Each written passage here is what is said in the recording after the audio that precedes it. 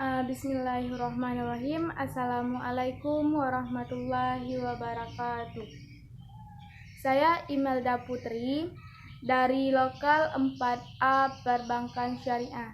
Di sini saya akan menjelaskan sedikit tentang tentang pentingnya mempelajari sejarah pemikiran kaum klasik. Nah, sebelum saya akan menjelaskan itu sedikit, saya akan mengulangi di mana pembahasan kita pada minggu kemarin, yaitu tentang pemikiran ekonomi kaum fisiokrat. Nah, seperti yang telah kita ketahui bahwasannya kaum fisiokrat ini adalah dia itu berpikir bahwasannya sesungguhnya seluruh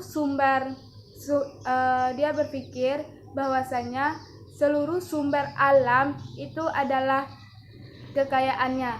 Dia beranggapan kekayaannya itu bersumber dari sumber alam. Nah, beda dengan mempelajari sejarah pemikiran kaum klasik ini.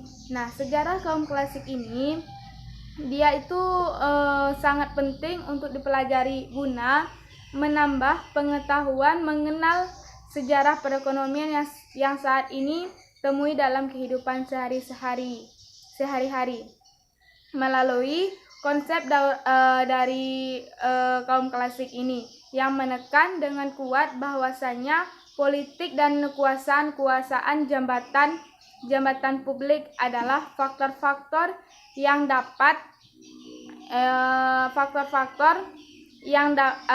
tidak dapat ditindak yang terjadi dalam masyarakat. Nah, pemikiran kaum klasik ini telah menginspirasikan berdasarkan peran pemerintah. Dia tuh menginspirasikan peran pemerintah dalam pembangunan lebih baik kepada penerbit APBN.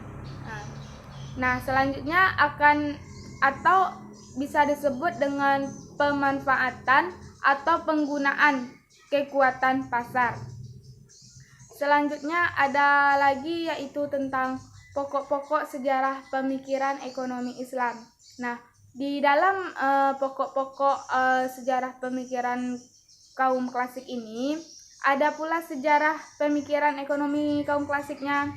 Tadi kita membahas tentang sejarahnya, sekarang kita akan mempelajari tentang pemikirannya.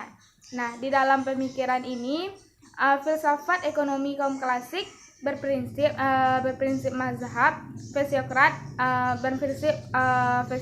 Nah, fisiokrat itu kan tadi kan dia tuh mempercayai bahwa sesungguhnya isi alam ini adalah sumber dari kekayaannya. Dan kaum klasik mendasarkan diri pada tindakan rasional dan bertolak dari suatu tindakan regional. Dia itu bertolak dari tindakan regional. Nah, selanjutnya politik ekonomi kaum klasik merupakan ekonomi politik yang menunjukkan diri dalam tindakan-tindakan yang dilakukan oleh mazhab klasik tersebut, dan keseimbangan bersifat otomatis. Dia itu bersifat otomatis. Nah, di mana masyarakat senantiasa